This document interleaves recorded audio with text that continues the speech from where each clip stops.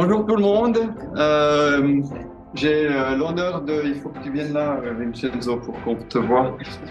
J'ai l'honneur de vous présenter Vincenzo Pallotta, professeur Vincenzo Pallotta, que j'ai la chance de connaître depuis 25 ans, un truc comme ça, hein, depuis nos jours ensemble à l'EPFL et qui est, après des multiples vagabondages dans des prestigieuses universités, et maintenant, depuis quelques années, professeur à l'HEIG-VD, et il va nous parler de la chaîne critique, qui est une technique de gestion de projet, on va dire. On est d'accord? Ouais, c'est juste. Ouais.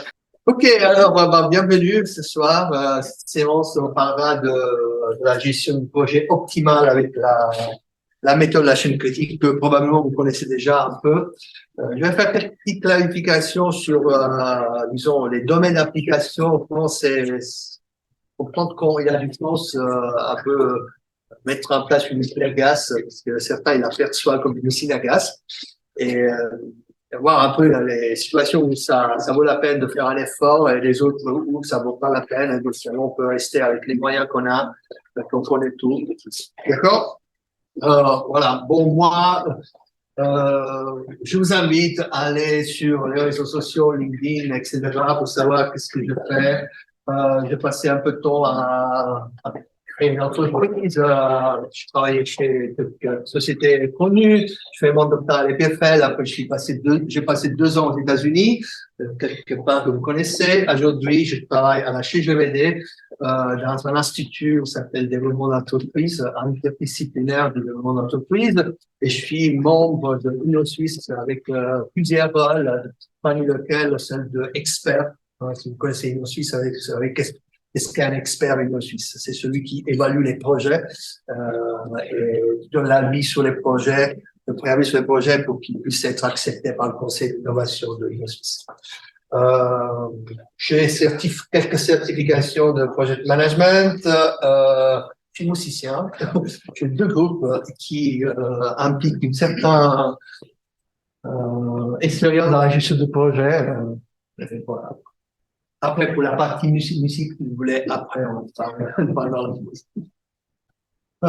Voilà, en fait, ce qu'on va parler aujourd'hui, on va décortiquer les impacts organisationnels, les changements, le paradigme qui sont induits par la CCPM, méthode de gestion de projet par la chaîne critique.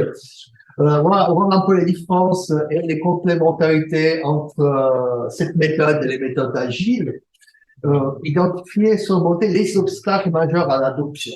Que adopter cette méthode, ça nécessite d'un engagement de toute l'entreprise à tous les niveaux de management. Donc, voilà, moi, j'essaie un peu de proposer quelques solutions sur ça. Et je vais présenter un projet qui s'appelle Critical Chain for Better Project Management. C'est un projet de recherche financé par la HSSO, qui est donc l'école spécialité de la Suisse occidentale. C'est un projet de 1 an que je vais mener pour comprendre un peu comment accompagner les entreprises dans l'adoption de cette méthode de gestion comme ça. Mais il y a des situations où on ne peut pas se permettre de prendre du retard et on doit trouver une solution qui permet d'éviter ces débordements.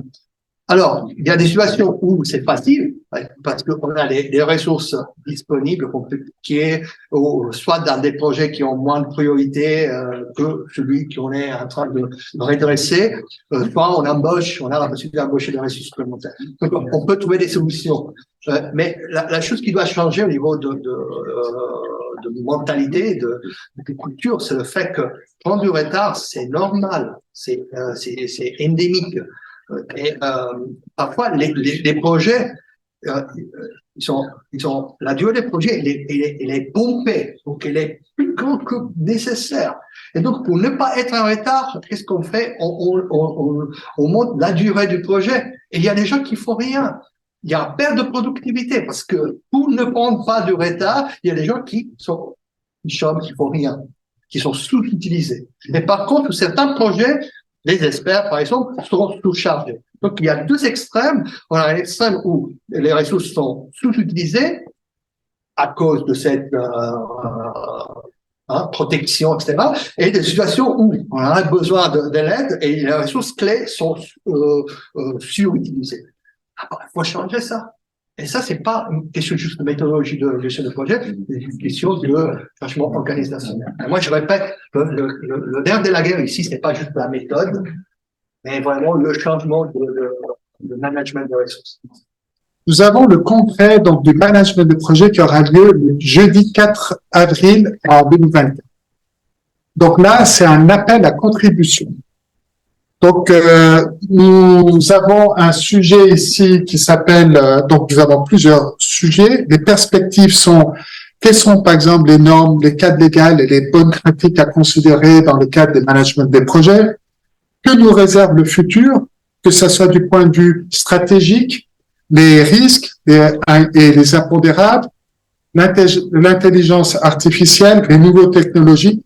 Je vais pas tout lire parce qu'on en sera encore d'ici un quart d'heure. Donc, mais je vous invite avec justement le QR code, vous allez avoir toutes les informations qui sont ici.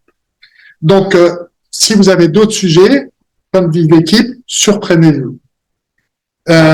Vous pouvez choisir le format de votre intervention. Donc, ça peut être un workshop, un atelier ou une conférence. Et la durée pourrait varier soit de 50 minutes, 1h45 ou 3 heures.